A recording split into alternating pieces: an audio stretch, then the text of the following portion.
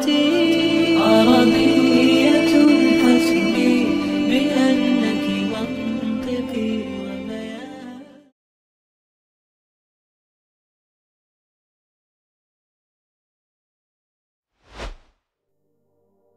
বিয়ের পূর্বে শারীরিক প্রস্তুতি।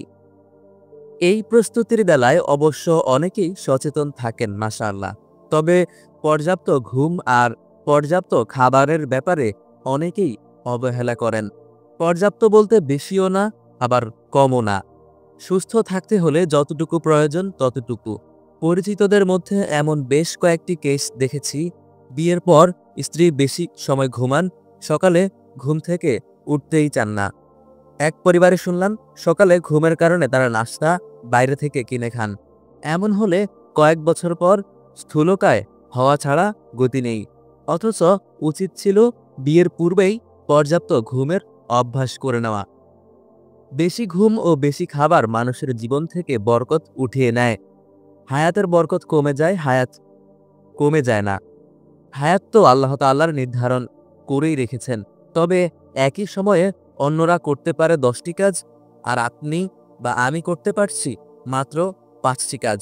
এটাই জীবনে অনেক বড় পার্থক্য গড়ে দেয়।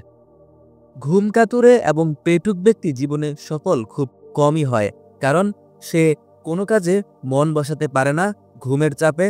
আবার যে বেশি খায় সে কি খাবো তা চিন্তা করতে করতে বেশি খাওয়ার পর শরীরের আলস্য ভাব কাটাতেই অনেক সময় নষ্ট করে ফেলে। এছাড়া ঘুমের সময় মেনটেন করেই গুরুত্বপূর্ণ কাজ। পর্যাপ্ত ও সময়মতো ঘুম মানুষের যৌন জীবনের উপর যথেষ্ট প্রভাব রাখে। অথচ বর্তমানে ছেলেমেয়েরা একে তো অসময়ে ঘুমায়, তার উপর ঘুমও পর্যাপ্ত হয় না। ডেভিড এ কাম্বাচ, আর্নেট জেটি, বিবেক পাল্লাই ও Jeffrey A Ciesla the impact of sleep on female sexual response and behaviour শিরোনামে একটি পাইলট স্টাডি করেছেন, যেখানে তাদের প্রাপ্তি হচ্ছে obtaining sufficient sleep is important to the promotion of healthy sexual desire and genital response as well as the likelihood of engaging in partnered sexual activity. স্বাস্থ্যকর যৌনাকাঙ্ক্ষা ও যৌনাঙ্গের সারাদান বৃদ্ধিতে পর্যাপ্ত ঘুমানো গুরুত্বপূর্ণ ভূমিকা রাখে। একইভাবে সঙ্গীর সাথে যৌনকর্ম জাতীয় কাজ বৃদ্ধিতেও পর্যাপ্ত ঘুমানো গুরুত্বপূর্ণ ভূমিকা পালন করে থাকে। কাজেই বুঝতেই পারছেন সঠিক মাত্রায় ঘুম বিবাহিত জীবন কতটা গুরুত্ব রাখে।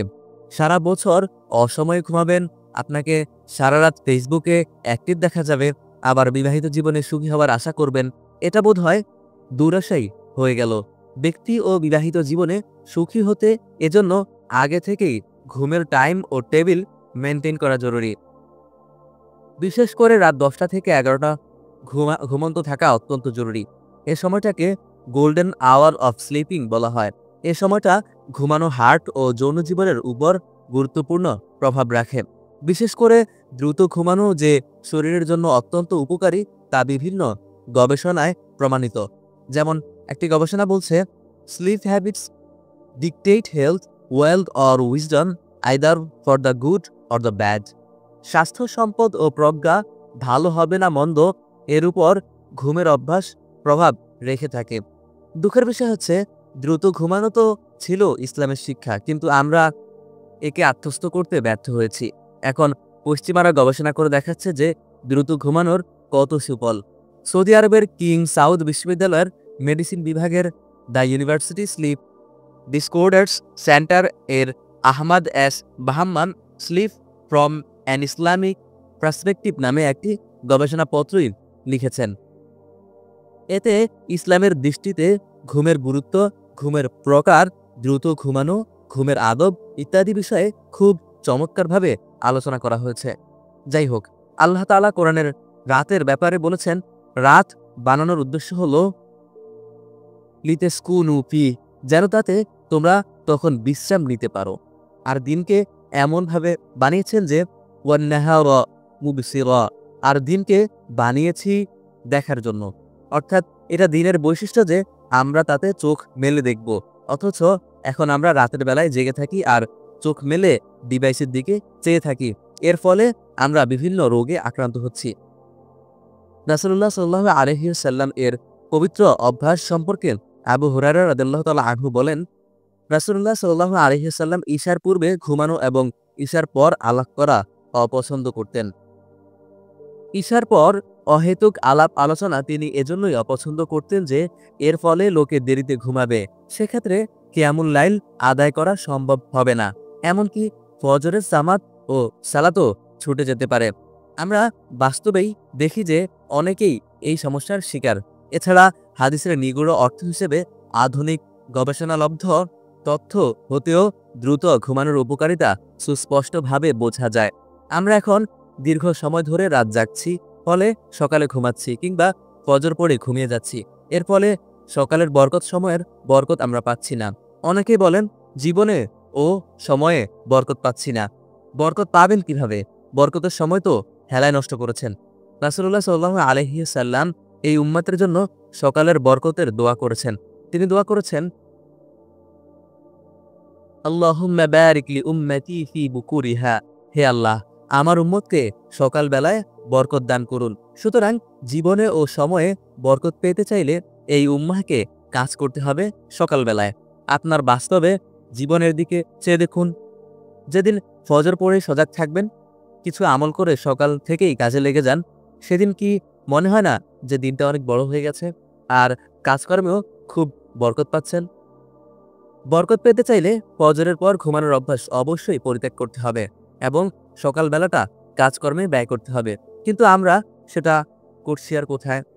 ঘুমের ক্ষেত্রে বদ অভ্যাসের ফল এমন হয়েছে যে আমরা কারো কারো ব্যাপারে শুনেছি স্বামী এবং স্ত্রীর ঘুমের শিডিউল এতই ভিন্ন যে একজন জাগলে আরেকজন ঘুমায়।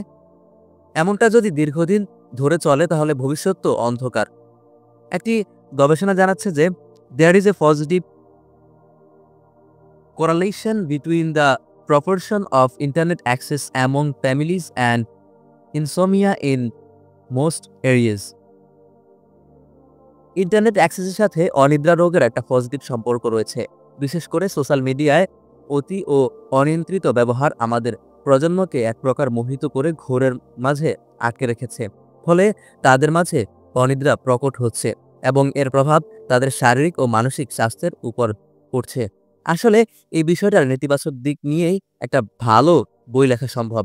আমরা সেদিকে যাচ্ছি না। আমাদের উদ্দেশ্য কেবল এটুকু যে আপনারা সতর্ক হন, নিজের দৈহিক ও মানসিক সুস্বাস্থ্যের দিকে নজর দিন, আর এজন্য পরিমিত ঘুমান এবং সোশ্যাল মিডিয়ায় সময় ব্যয়কে নিয়ন্ত্রণ করুন। শারীরিক প্রস্তুতির বাকি বিষয়গুলো একজন অভিজ্ঞ ডাক্তারের সাথে পরামর্শ করে জেনে নেওয়াই উত্তম।